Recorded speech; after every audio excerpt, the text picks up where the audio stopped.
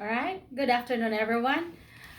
I already have discussed about the permanent resident visa to Filipino and former Filipinos and former Filipinos who wanted to retire in the Philippines and they want to retain or they want to reacquire their uh, Philippine citizenship or Filipino citizenship.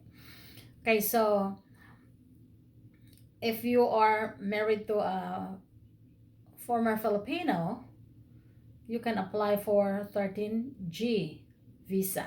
Your spouse is going to petition you, the applicant, to become a resident using the 13G. And if your wife has already reacquired and become a dual citizen, if she can petition you for 13A. Okay, that means resident visa, and the petitioner is a Philippine citizen. Okay, so today I'm going to discuss with you what is a 13 what is a 13A. Okay, what is a 13A resident visa? Is there a difference between 13A and 13G? Yes, there is. Okay, all right.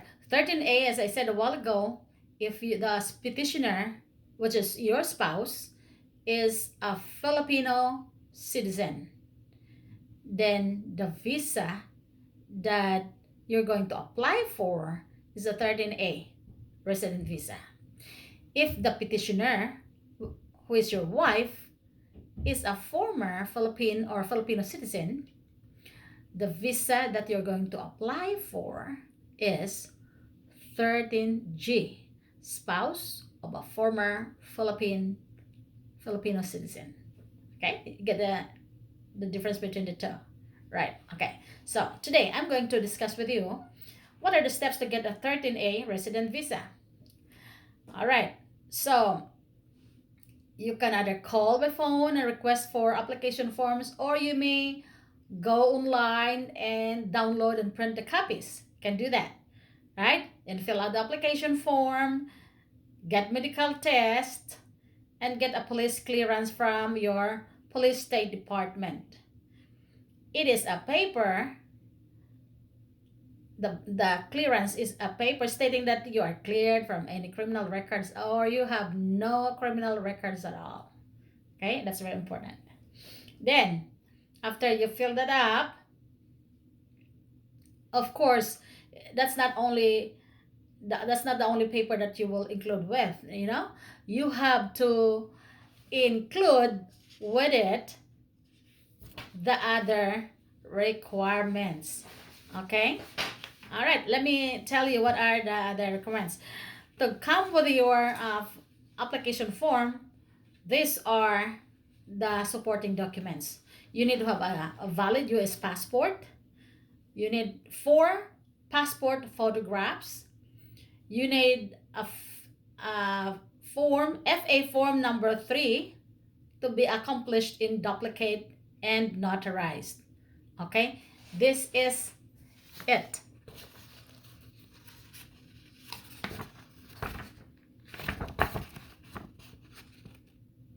Okay, see that?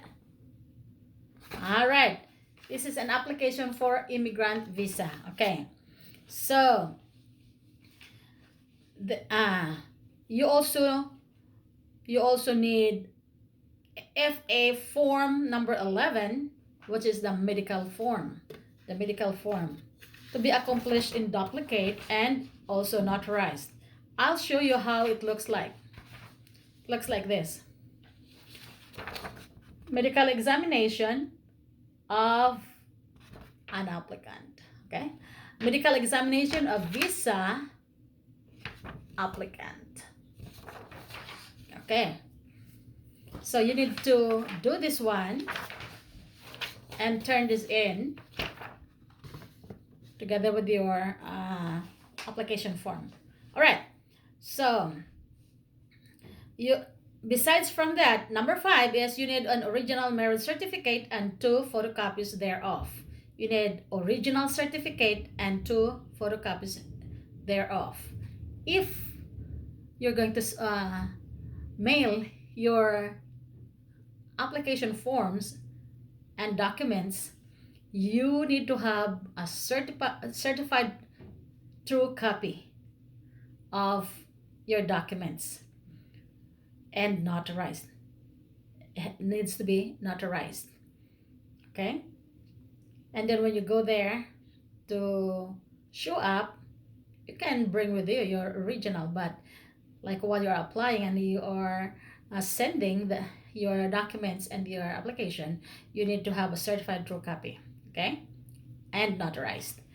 Then you need Philippine passport. Number 6, you need Philippine passport and birth certificate of spouse indicating Philippine citizenship and 2 photocopies thereof. So since you are applying for 13A, your spouse's Philippine passport and birth certificate should indicate that she was Filipino. She was a former Filipino, but her certificate of dual citizenship should uh, prove that she is a Philippine citizen. All right. Okay. Number 7, you need a police clearance.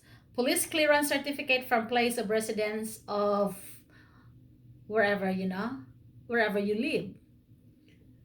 All right. You need an original and 1 photocopy, and this should be notarized also.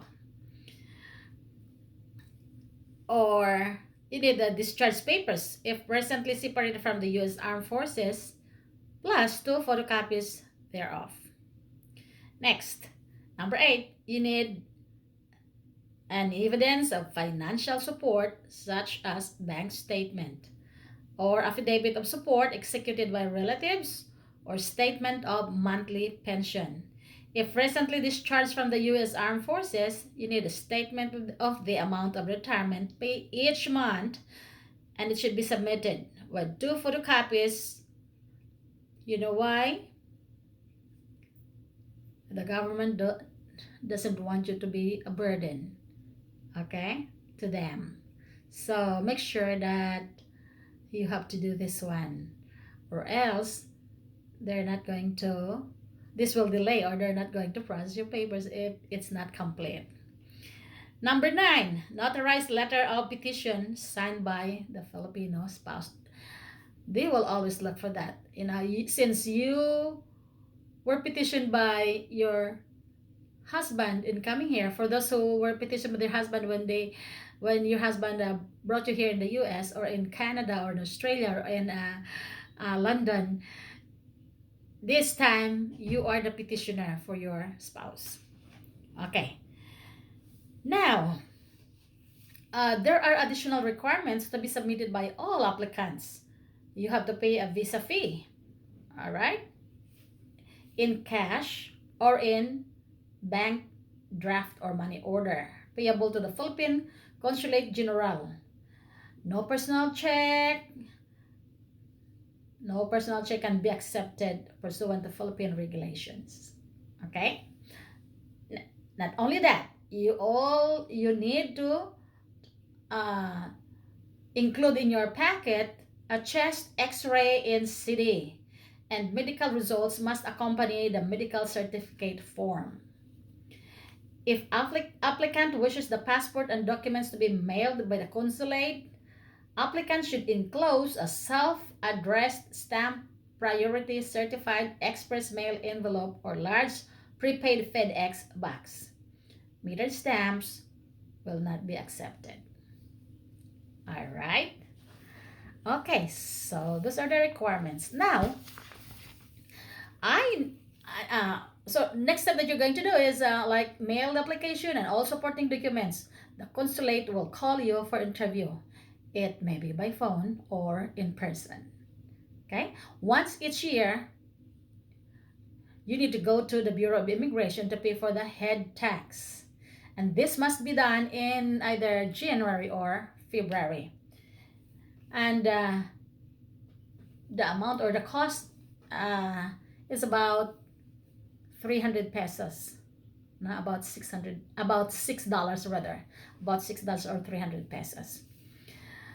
All right, so after you were granted your visa, you are given a card, an ACR card, equivalent to green card in the US. And that ACR card is renewable or due for renewal every 5 years. Okay? So every 5 years you have to do your police report too.